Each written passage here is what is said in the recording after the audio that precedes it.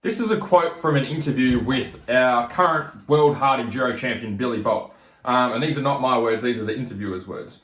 Would you believe me if I said the first thing that Billy Bolt, the current hard enduro world champion, buys when he arrives at his international races is a jar of beetroot? So you're probably wondering, why the hell would he buy a jar of beetroot? And he's also not the only rider to do this. Johnny Walker is also another enduro rider that utilises beetroot and beetroot juice. So why would they do that? For those of you that are new to the channel, my name's Andrew Hammer. Struggled with riding and racing fitness for 14 years of racing, and I don't want you to be one of those riders. So the reason that they use beetroot, and it's used in a lot of enduro sports, is for its nitrate levels. So nitrate can be found in beetroot and beetroot juice, and can also be found in leafy greens, so things like spinach and lettuce. And there's a few other things that it can be found in, but they're the most common ones that you probably are already eating, or should be already eating. The purpose of eating these, the purpose of having the nitrate or having vegetables with nitrate in them is there's a lot of research that's been done around it in terms of improving endurance and efficiency with oxygen. So what they've found in multiple tests or bouts of research is that someone who is doing a exercise for a lengthy period of time, a lot of tests with cyclists and kayakers, a lot of endurance sports, is that they're able to push harder for a little bit longer periods of time.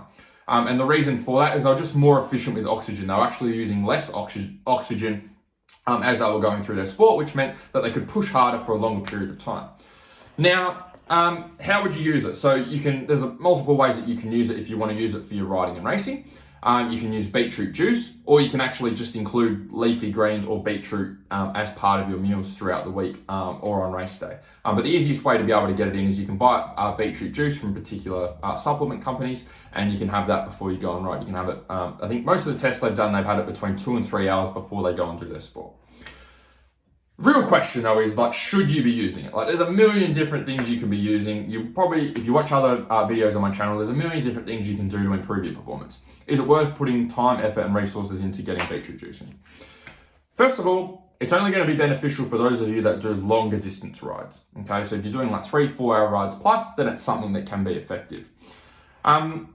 In terms of opportunity cost, right? Out of all the things that you could try, all of the things that you could implement, is it worth actually getting beetroot juice in? For majority of you, for 99% of you, I would say no. Okay, a lot of you probably don't have a base nutrition strategy in the first place. You probably don't have your carbs timed correctly, which you're going to see a lot more benefit from. So for example, with a lot of the testing they've done with the beetroot juice, it's been with elite level or higher level cyclists or endurance sport athletes. And what the increase that they found has been 1.5–2% increase in performance.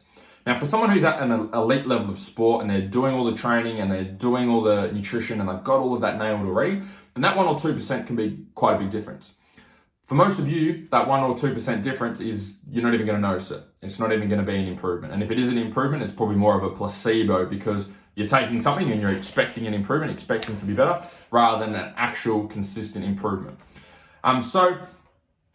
First of all, take it for long rides only. My recommendation would be focus on carbs. So for example, with carbohydrates, if you don't have your carb strategy nailed at the moment, you could be losing 50, 60, 70, 80% of your performance from not having your carbs timed correctly, rather than just having a 2% gap. So it's opportunity cost. So you can try it, definitely get beetroot juice and have a go if that's something you want to have a crack with. But something that I would highly recommend over that you're going to see better results with is timing your carbs correctly for these longer rides. Have a carb gel or 2 carb gels, depending on how much is in the packet. You want to have roughly 30 grams of carbs before you go on ride, half an hour before you go for an enduro ride. So use a carb gel. And then for every hour of riding, have another 1 or 2 carb gels. Okay, 30 to 45 grams of carbs.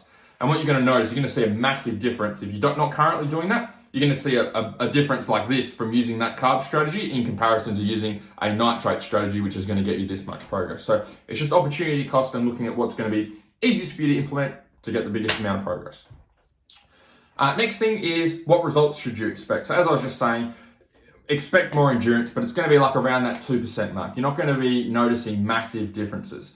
You're going to notice a massive difference with using that carb strategy that I just recommended in comparison to the nitrate. So out of all the things that you can implement, all of the time and effort that you can put into, if you're at the shop and you're deciding between should I do nitrate or should I do carb gels, the carb gels is going to get you a massive result and massive improvement, and you're going to notice it when you go and ride. Whereas when you have the nitrate, it's going to be more of a more of a minor improvement.